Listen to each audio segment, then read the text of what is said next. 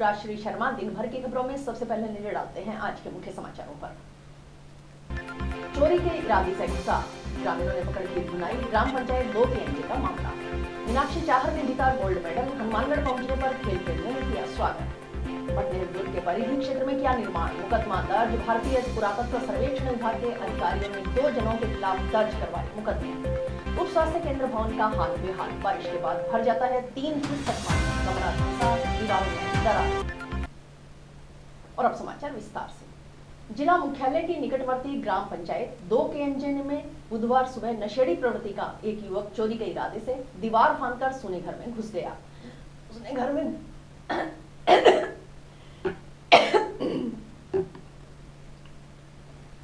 जिला मुख्यालय की निकटवर्ती ग्राम पंचायत 2 के में बुधवार सुबह नशेड़ी प्रवृत्ति का एक युवक चोरी के इरादे से दीवार फांदकर सोने घर में घुस गया।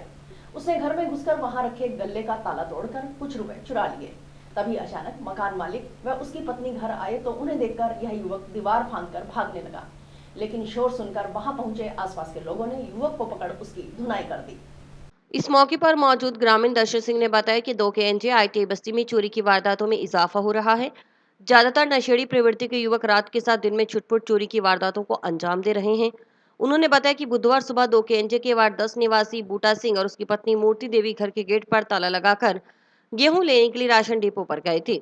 इसी दौरान डबली राठान का एक युवक दीवार फांदकर बूटा सिंह के घर में घुस गया। उसी समय बूटा सिंह और उसकी पत्नी भी घर पहुंच गए। इन्हें देखकर यह युवक दीवार फांदकर भागने लगा। शोर सुनकर आस पड़ोस के लोगों ने उसे पकड़ लिया। उन्होंने उस युवक को पकड़कर घर में घुसने का कारण पूछा तो उसका कहना था कि वह अपने कबूतर लेने आया है, लेकिन जब बूटा सिंह और उसकी पत्नी ने कमरे में जाकर देखा तो गल्ले का ताला टूटा हुआ था, उसमें से कुछ रुपए गायब थे। इसके अलावा कागजात भी इधर उधर बिखरे हुए मिले, लेकिन उसे घर पर कीमती सामान नहीं मिला। सूचना पर आसपास के लोग भी इकट्ठा हो गए। उन्होंने कहा कि नशेड़ी प्रवृत्ति के युवकों से वे काफी परेशान हैं। उन्होंने पुलिस प्रशासन से गांव में रात्रि की गश्त बढ़ाने की मांग की।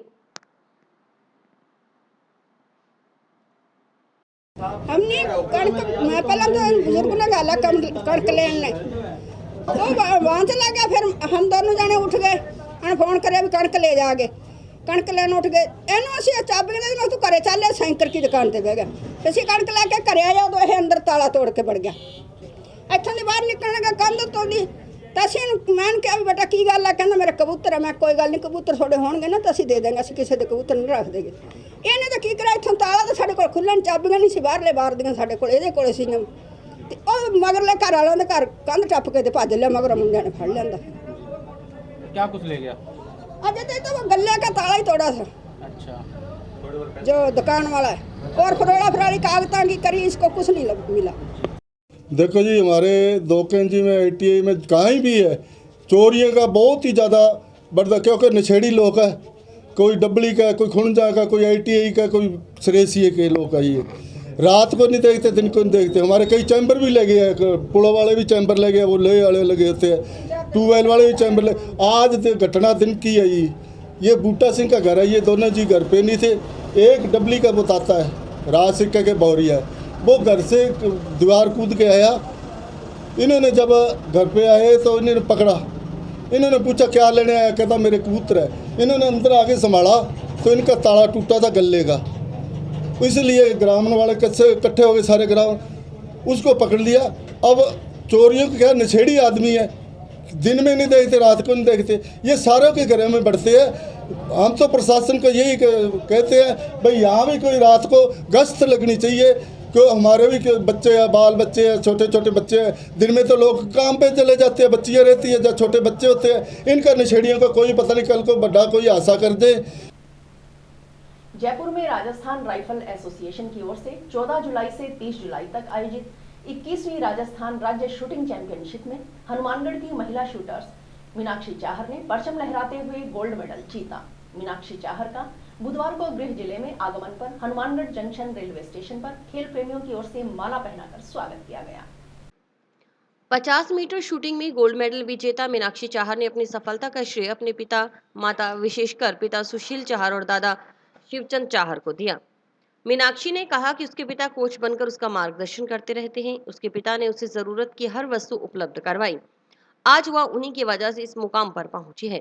भविष्य में भी वे अपनी प्रैक्टिस जारी रखते हुए कड़ी मेहनत कर कई और मेडल जीतकर इलाके का नाम रोशन करने का प्रयास करेगी।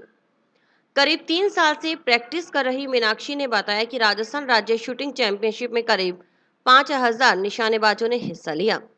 इस प्रतियोगिता की तैयारी वह पिछले कई महीनों से कर रही थी। उसका लक्ष्य स्वर्ण पर निशाना साधना था। इसके लिए उसने उधार के हथियार से अभ्यास किया। मीनाक्षी ने कहा कि उसका सपना ओलंपिक खेलने का है। ओलंपिक में हिस्सा लेकर अपने देश का प्रतिनिधित्व करने का सपना है, ताकि वे अपने माता पिता का नाम रोशन कर सके। मीनाक्षी चाहर ने अन्य अभिभावकों से भी अपनी बेटियों को उनके मनचाहे खेल में हिस्सा दिलवाने के लिए हर संभव सहयोग करने का संदेश दिया। इस मौके पर पार्षद कौर सिंह खोसा, पार्षद प्रतिनिधि सागर गुर्जर, नारायण नायक, प्रदीप मिश्रा सहित अन्य खेल प्रेमी और वार्डवासी मौजूद रहे। जयपुर में हुई थी जगतपुरा में, और ये चली थी 14 तारीख से लेके 30 तारीख तक, जिसमें मेरा आया है 50 मीटर में गोल्ड मेडल। और मैं आगे भी इसी तरह प्रैक्टिस करती रहूँगी। इसका श्रेय मैं अपने माता पिता को, मेरे कोच को और सभी परिवार को ही देना चाहूँगी। इन्होंने मेरा बहुत ही साथ दिया, योगदान दिया है। ये गेम है, एक स्पोर्टिव गेम है। इसमें अगर आप पेरेंट्स आपके साथ है तो आप कुछ भी अचीव कर सकते हो। और बाकी डिसिप्लिन है, डिसिप्लिन और प्रैक्टिस मस्ट है। वार्ड की बेटी है मीनाक्षी चाहर, और आज ये जयपुर से शूटिंग के अंदर गोल्ड मेडल जीत के लाई है और पूरे वार्ड में और पूरे हनुमानगढ़ का नाम किया है इसने रोशन। और बहुत खुशी है, और इनके माता पिता को ज़्यादा श्रेय है कि उन्होंने इसके लिए बहुत साथ दिया, और आगे भी ये तरक्की करते रहे। इस भगवान से ऐसी आराधना। स्वतंत्रता दिवस पर 15 अगस्त को आयोजित होने वाले जिला स्तरीय समारोह की तैयारियों को लेकर बुधवार को कलेक्ट्रेट सभागार में अतिरिक्त जिला कलेक्टर प्रतिभा देवटिया की अध्यक्षता में बैठक आयोजित हुई। बैठक में एडीएम ने विभिन्न विभागों के अधिकारियों को समारोह की तैयारियों के संबंध में दिशा निर्देश दिए। नगर परिषद अधिकारियों को सभा स्थल सहित विभिन्न गतिविधियों के लिए निर्देशित किया। एडीएम देवटिया ने बताया कि स्वतंत्रता दिवस को लेकर अधिकारियों की कमेटियां बनाई गई है।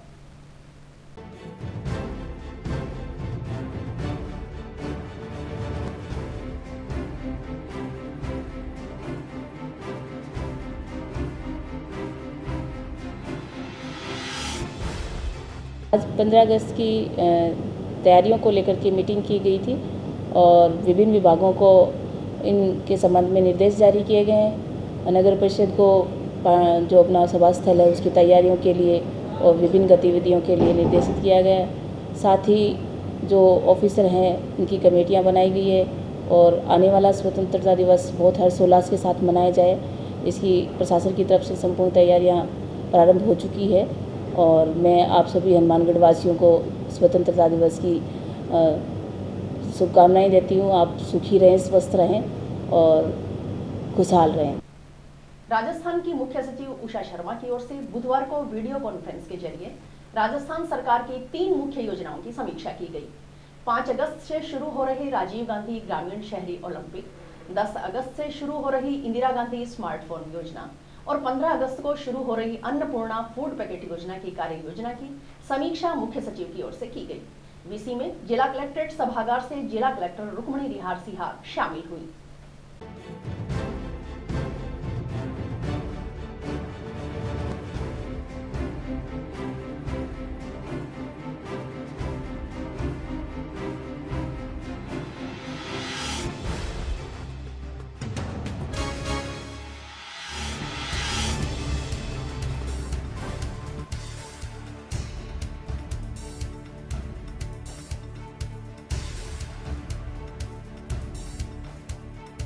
आज सरकार की 3 मुख्य योजनाएं जिनके ऊपर हमारी वीसी के माध्यम से समीक्षा ली गई रिस्पेक्टेड चीफ सेक्रेटरी मैडम के द्वारा। पहली जो है रूरल ओलंपिक्स, जो राजीव गांधी खेल 5 तारीख से शुरू हो रहे हैं, उसमें बढ़ चढ़ के हनुमानगढ़ में लोगों ने पार्टिसिपेट किया है, टीम्स बनाई हैं।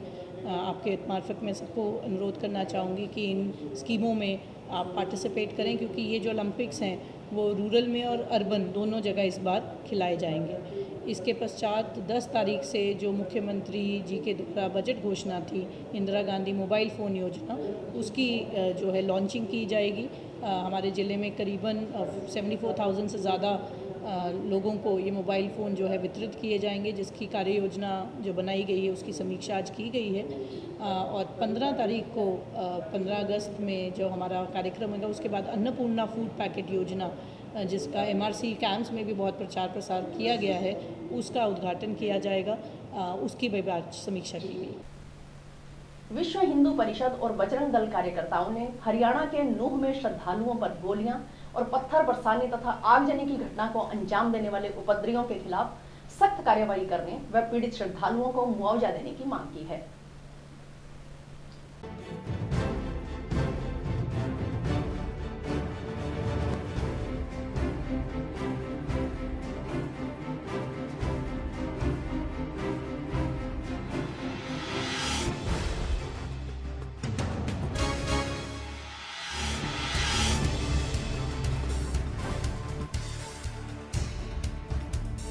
हिंदू समाज के धैर्य की परीक्षा लेने वाला एक कांड जो है, एक षड्यंत्र जो है, परसों से आप सभी टीवी पर, मोबाइल पर एवं सोशल मीडिया पर देख रहे हैं।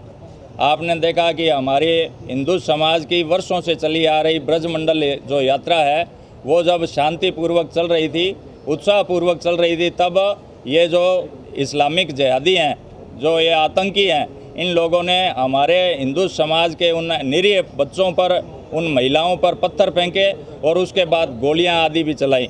आपने देखा कि किसी न किसी तरीके से समाज को समाप्त करने का, सामाजिक ताने बाने को समाप्त करने का एक प्रयास इन लोगों द्वारा लंबे समय से किया जा रहा है। और आपने देखा है कि हिंदू समाज कहीं ना कहीं अपने आप को बचाव की मुद्रा में रख रहा था, लेकिन अगर ऐसा ही चलता रहा तो एक दिन ऐसा आएगा कि हिंदू समाज जो है वो अपने धैर्य को ज़्यादा दिन तक नहीं रख पाएगा, और जिस दिन हिंदू समाज का धैर्य जवाब दे गया, उस दिन ये जो इस्लामिक सोच वाले जो लोग हैं, जो इस्लामिक यहाँ राष्ट्र की संकल्पना को साकार होता देखना चाहते हैं, वो ये भूल जाते हैं कि हिंदू ने जिस दिन अपना ये सोच करके और तलवार उठा ली, यदि शस्त्र उठा लिए, तो फिर आपको बचने के लिए जगह नहीं मिलेगी। अभी जो एक प्रश्न ये आ रहा था सरकारों के विषय में, सरकारें चाहे किसी की भी हों, लेकिन हिंदू समाज को अपने मान बिंदुओं की रक्षा स्वयं करने के लिए प्रस्तुत होना होगा। सरकारों के भरोसे कुछ नहीं होने वाला, क्योंकि ये सरकारें जो है वो अपने वोट बैंक के लिए या कहीं ना कहीं अपनी जो बदकिस्मती है उसका रोना रो करके चुप हो जाएंगी, लेकिन हिंदू समाज के लिए कुछ नहीं है। हिंदू समाज को केवल अपने अगर बच्चों की, अपनी भविष्य की, अपनी पीढ़ियों की यदि रक्षा करनी है तो उसको अपने मान बिंदुओं की रक्षा के लिए स्वयं को प्रस्तुत करना होगा, भारत माता के चरणों में समर्पित करना होगा, तब जाकर के इन लोगों का ये तांडव रुकेगा। और अभी वक्त है एक ब्रेक का। आपके कैरियर को दे नई दिशा। माता किताब कौर इंटीग्रेटेड बीएड व डिग्री कॉलेज, जो कि ISO सर्टिफाइड है और महाराजा गंगा सिंह यूनिवर्सिटी बीकानेर से मान्यता प्राप्त है, जो लेकर आए हैं BSc नॉन मेडिकल व मेडिकल, BA सभी विषयों में, BSc बीएड व BA बीएड की सुविधा। अनुभवी और योग्य स्टाफ के साथ साथ हर सुविधा उपलब्ध करवाई गई है, जो विद्यार्थियों का उच्च कोटि का मार्गदर्शन करेगी। यहाँ का रिजल्ट 100% है। सभी सब्जेक्ट्स की लैब जैसे botany, zoology, physics, chemistry, computer व भूगोल, जो कि अत्याधुनिक उपकरणों से सुसज्जित है, और कॉलेज का विशाल कैंपस, जो कि पढ़ाई के बिल्कुल अनुकूल है। छात्रों के सर्वांगीण विकास के लिए फ्रेशर पार्टी, रंगोली, मेहंदी, खेल कूद, शैक्षणिक भ्रमण, scout, rover, ranger, Holi, Lohri जैसे सांस्कृतिक कार्यक्रम की गतिविधियां निरंतर चलती रहती हैं। CCTV व वाईफाई कैंटीन व बस की सुविधा उपलब्ध है। प्रवेश प्रक्रिया व गाइडलाइन हेतु संपर्क करें माता किताब Kaur campus, Rawatsar road, toll plaza के पास, हनुमानगढ़। मोबाइल नंबर 9950392001 और 9414081898। राज्य सरकार पर छलावा करने का आरोप लगाते हुए बुधवार को कर्मचारियों ने अखिल राजस्थान राज्य कर्मचारी संयुक्त महासंघ के आह्वान पर जिला कलेक्ट्रेट पर प्रदर्शन किया। प्रदर्शन के बाद मांगों के संबंध में मुख्यमंत्री के नाम एसडीएम को ज्ञापन सौंपा। महासंघ जिलाध्यक्ष अशोक भोबिया ने कहा कि राज्य सरकार का मात्र 3 माह का कार्यकाल ही शेष है और चुनाव नजदीक है, परंतु अभी तक सरकार ने सत्ता में आने से पूर्व जो वादे कर्मचारियों से किए थे, उन वादों को पूरा नहीं कर कर्मचारियों के साथ छलावा किया है। मंत्रालयी कर्मचारियों की द्वितीय पदोन्नति ग्रेड पे 4200 नहीं की गई।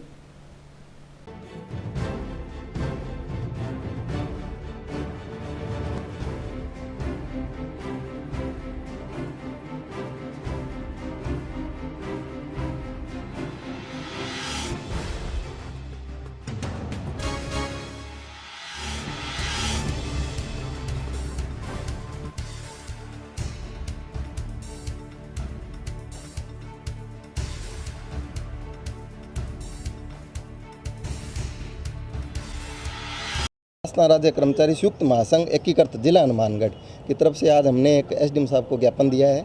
हमारी क्या है कि मंत्रालय कर्मचारी है, उनको जो द्वितीय पदोन्नति है, द्वितीय जो पदोन्नति होनी चाहिए उसमें 4200 ग्रेड पे होनी चाहिए। हमारे समकक्ष कुछ बाबू हैं जो सेक्रेटरीट में हैं, उनको 2800 से 4200 दी जाती है, हमें 2800 से 3600 दी जाती है। एक तो हमारी ये डिमांड है। एक हमारी सभी कर्मचारियों की है, हमें 9, 18, 27 दिया जाता है, उसके स्थान पर 8, 16, 24, 32 हमारा किया जावे। और हमारे अभी कुछ टेक्निकल कर्मचारियों को जो कि गवर्नमेंट ने जो उनको मिल रहा था उससे भी पीछे ले गई है, तो उस जो वेतन विसंगति उसमें रखी है तो उसका संशोधन किया जाए। इस प्रकार की हमारी कुछ मांगों को लेकर हमने आज ज्ञापन दिया है, क्योंकि सरकार ने जो घोषणा की थी वही हमारी लागू नहीं कर रही है। सहमत कमेटी खेमराज कमेटी ने रिपोर्ट सरकार को दे दी है, लेकिन आज तक लागू उसको नहीं किया जा रहा है, तो उसको लागू करने के लिए हमने ज्ञापन दिया। आगे क्या रहेगा अपना? आगे अगर नहीं होता है तो इसके लिए महासंघ महारैली का एक प्रोग्राम करेंगे जयपुर में। टाउन शहर में स्थित भटनेर दुर्ग के परिधि क्षेत्र में अवैध निर्माण करने का मामला सामने आया है। इस संबंध में भारतीय पुरातत्व सर्वेक्षण विभाग के अधिकारियों ने टाउन पुलिस थाना में 2 जनों के खिलाफ अलग अलग मुकदमे दर्ज करवाए हैं।